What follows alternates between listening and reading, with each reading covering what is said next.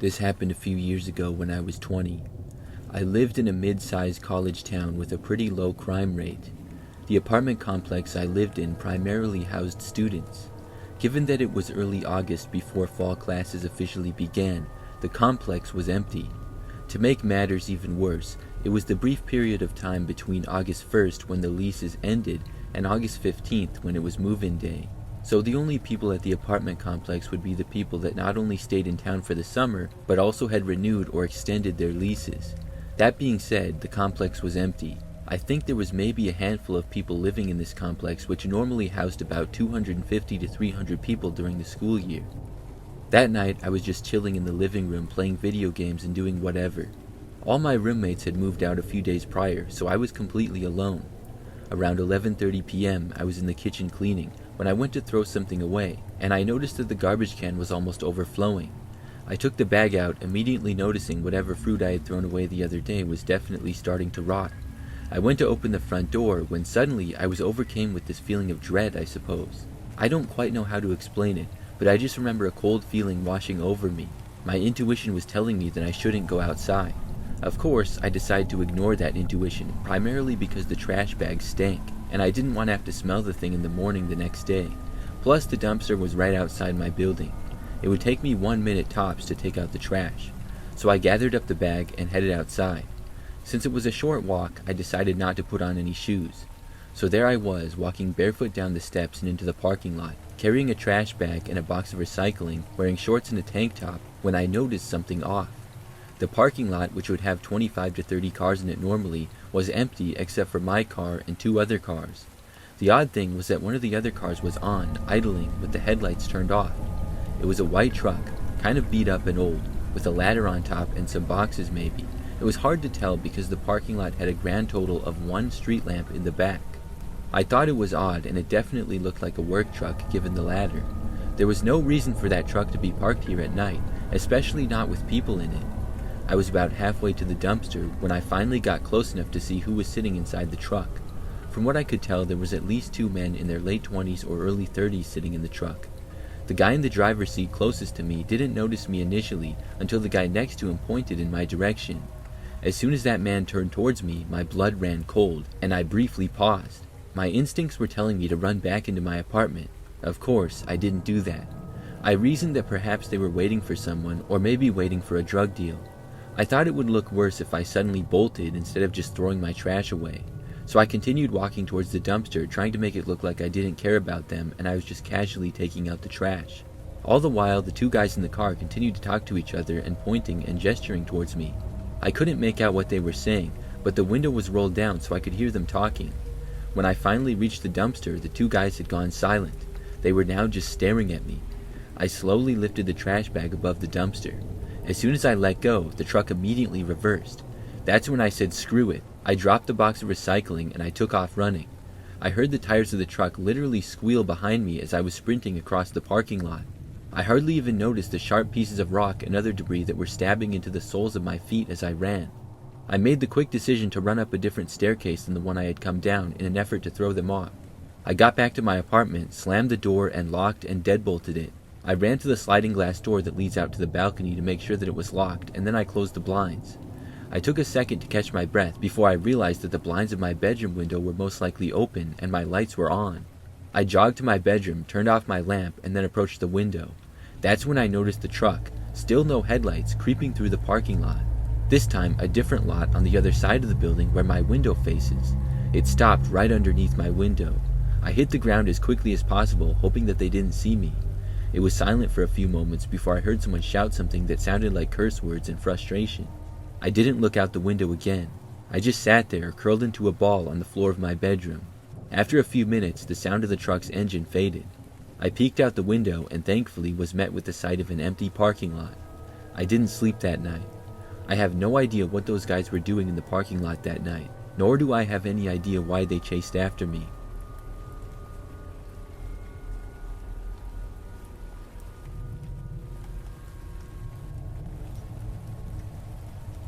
This was about 4 or 5 years ago, back when I lived with my mother on a farm surrounded by woodland.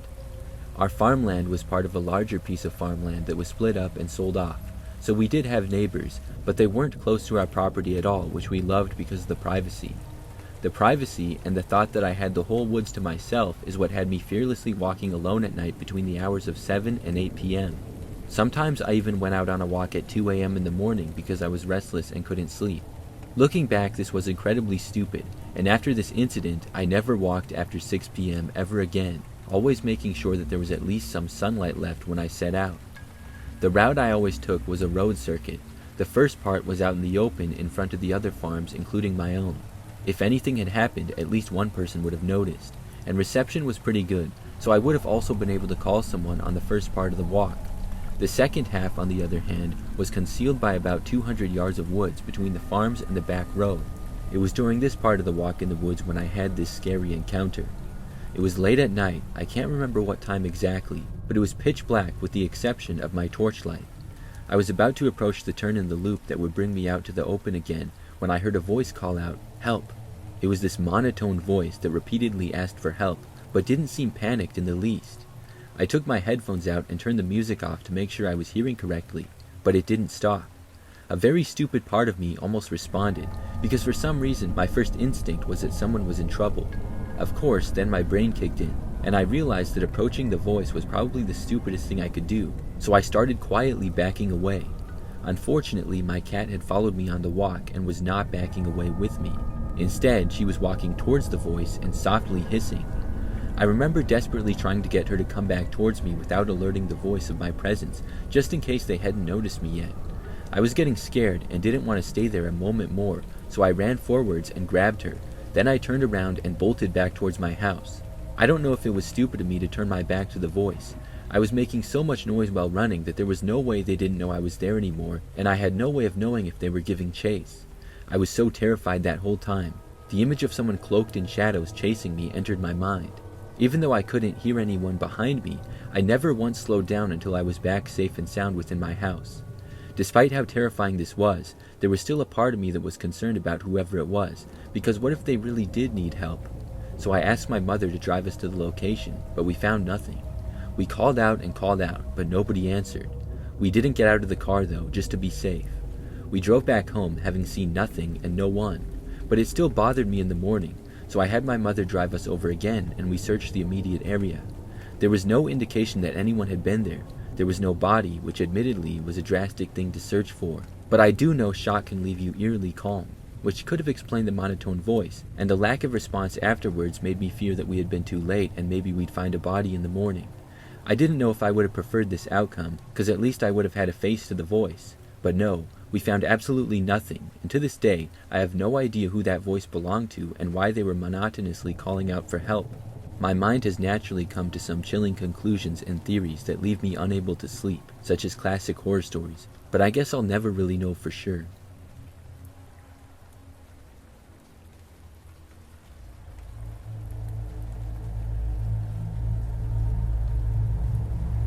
I used to fish by myself in the middle of the night all the time.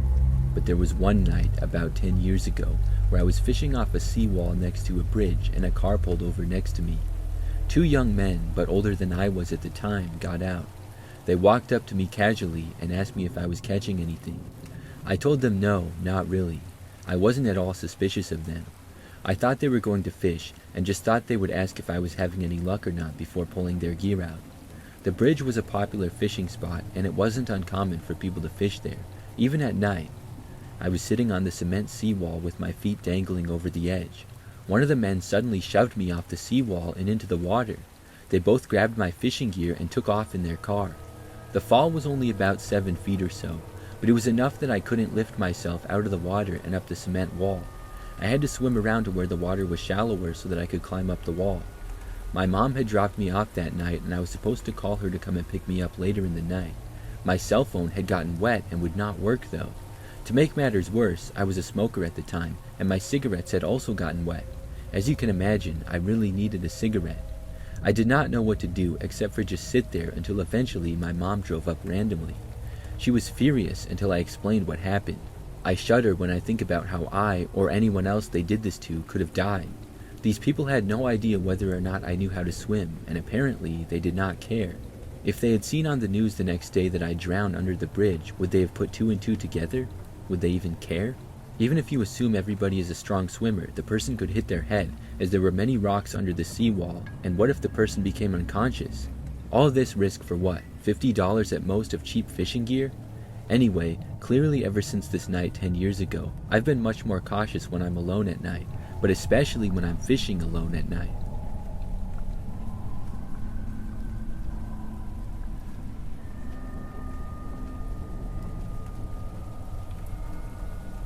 A few years ago, my sister decided to have a surprise 30th birthday party for her husband. Since he missed his senior prom, she decided to make that the theme of the party, and she even booked the same hall his prom was hosted in when he was a teenager. The problem is, my brother-in-law grew up in basically the middle of nowhere.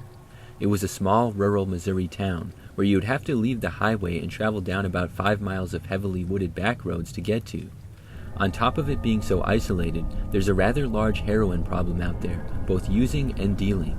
It's a pretty potent cocktail, but my sister was determined to have the party there. The party was at 6, and my original plan was to drive out with my sister and her friends, then I would help them set up and I would drive back home with her. However, I got called into work and I had to stay until 4, so I told my sister I would drive up by myself as soon as I was done. She warned me that it was pretty easy to get turned around out on those country roads, but I had Google Maps to help me, so I didn't worry about it. The drive up was fine. It was late September, my favorite time of year, and the scenery was surprisingly pretty. I found the place no problem, and I helped with some last-minute setup before my brother-in-law showed up. The party was a lot of fun and lasted until about 11 when the hall closed. I was one of the last people to leave, having stayed behind to help my sister and her friends stack chairs. We ended up not actually heading out until almost midnight, and by that point I was exhausted. My sister once again warned me about being careful on the back roads, but I'd gotten up there okay, so I wasn't too concerned about the drive home. I hugged her goodbye, hopped into my car, then I started working my way back towards the highway on my own. Unfortunately, in my sleepy state, I misjudged which road I was supposed to turn off on as I reached the exit for the highway, and I ended up turning down an entirely different road that ran parallel to it instead. It was another heavily wooded and narrow back road. I started looking for somewhere that I could pull in to turn around. After driving for maybe 200 yards, I spotted a gravel embankment, and I decided to pull in there so that I could get turned around. I pulled in and made a sharp U-turn so I could head back to the road, and as I lifted my head to check no one was coming, I saw in my driver's side mirror there was a figure in a dark blue t-shirt and jeans, with long black hair and a pale face, illuminated in my brake lights. I gasped and my heart jumped up into my throat. But after a second of pure panic, I realized that the pale face was actually a mask, and it was one of those cheap plastic white ones that you get at costume stores. I immediately felt like an idiot. It was almost October, so obviously this was a Halloween decoration. The embankment probably led to someone's driveway, and the family who lived there probably had tons of things just like that in their yard. I took a moment to unclench my hands from the steering wheel and let my heart rate go back to normal, and then I ended up catching a glimpse of the thing in the mirror again. The second time I looked, I noticed that the embankment did not lead to a driveway. There was nothing else behind it but tall grass and trees. I briefly wondered why anyone would put a Halloween decoration out there in the middle of nowhere. And then the thing that I thought had been a Halloween decoration took a step forward. I slammed on the gas and shot forward, eventually getting back onto the main road and onto the highway. I don't think I stopped shaking until I reached my town's city limits about half an hour later. Looking back, I definitely wasn't in any danger. I was in a car, all the doors were locked, and I could easily have run down whoever that creep was if they tried anything. If they had gotten even one step closer when panic mode set in, that's what I probably would have done. It was probably just a kid or local druggie in a crappy mask, giving motorists a good scare and not really thinking about the consequences. But still, it was most definitely one of the creepiest moments of my life, and I'm still nervous driving down secluded country roads at night these days on my own.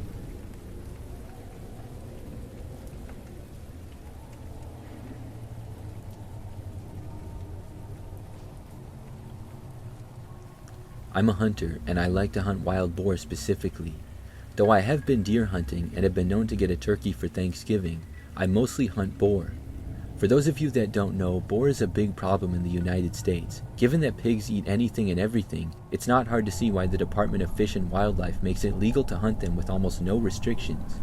In my state, it's illegal to hunt most large mammals with night or thermal vision scopes, with the exception of boar and coyote. It's hard to explain to your wife that a thermoscope that cost literally twice as much as the rifle I was mounting on it was worth it. But I bought it, took it to a range, and sighted it in. There was an area that was peppered with boar activity that I knew would be perfect for a night hunt. It was easily accessible with my truck, with easy-to-find spots that I could set up in that overlooked a large, easy-to-navigate clearing. The night started uneventful, mostly me tinkering with my new toy, cycling through the settings. I was a little impatient. I'd spotted multiple deer, but they were out of season, and like I mentioned earlier, my current setup was not legal for deer. I moved to another spot I'd seen days earlier that probably wasn't much better than my first, but it gave me something to do and a new angle to look around with my new scope. After an hour or so of looking around that area, it dawned on me. This spot didn't have much animal activity at all. No rabbit or owls. The deer that I'd seen were hundreds of yards away from where I was. Why was this pocket of land so dead at night but lively during the day? I'd set up around 10 p.m., and it was about 2 a.m. when I started to think about packing up, maybe setting up a target before I left and take some practice shots. I heard a crunch come from the direction that I came from before. I panned my scope over and saw the silhouette of a small bear pushing through the bushes. It's important to note that my scope isn't exactly night vision. It's a thermoscope, kind of like a black and white version showing heat signatures. I adjusted my range and zoomed in a little. I remember jolting a little when I saw that it wasn't really a bear, it was a man. Because he was so low and hunched over, I thought I was looking at a young bear. I thought to myself, was that the game warden? It couldn't be though. I would have seen the headlights coming up the road from where I was perched. And where could he have walked from? I was 30 miles away from anything and on public lands. I was about to call out when I adjusted my sights and noticed he was naked. No shoes, pants, or anything. I remember being disturbed by his movements like he was a squirrel or something, twitchy and grabbing at the foliage, sniffing around and palming around a tree. I wondered if that was my tree from the previous spot that I'd been leaning on earlier. It was the same general direction. The thought terrified me, like he could smell my scent on the tree. Then he did something I still have nightmares about today. He squatted and placed his hands in the dirt between his feet and stared straight up like a dog mid-howl. I heard a voice coming from that direction, a very compelling female voice. The voice called out, "Help! I'm lost!" There was a long pause, but neither of us moved a muscle. The center of my sights were trained at the dirt in front of his feet. I couldn't bring myself to aim directly at another person. It went against everything I'd been taught about firearms. I had so many questions racing through my mind.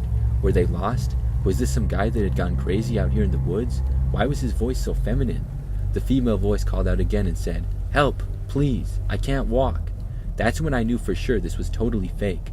Not only could he walk, but when I first saw him, he was traversing land with ease for a naked person. So good, in fact, that I mistook him for a bear. It was clearly a trap, and this guy was trying to lure me to him with a damsel in distress routine. Luckily, the lack of activity before had caused me to pack up most of my gear already. I think I may have left behind a hat and a sitting pad, but I didn't care in that moment. I took my eyes off him for a moment to get my pack on. I buckled my chest strap and scrambled for my rifle once again. To my horror, he was in the same position, but his face was staring in my direction now, as the thermal scope had an effect that makes animals' eyes appear white. How in the world had he heard me get up and put my gear on? He must have easily been 150 yards away. I screamed in his direction to stay away and leave me alone, since he now knew the direction I was in. He stood upright, and it hit me how tall and skinny he was, easily 6 feet and very lean. He took a couple of long strides in my direction, and I instinctively sent a round sailing above his head into the tree line. He was very freaky, but he hadn't really threatened me. What would I tell the cops if I had to shoot him?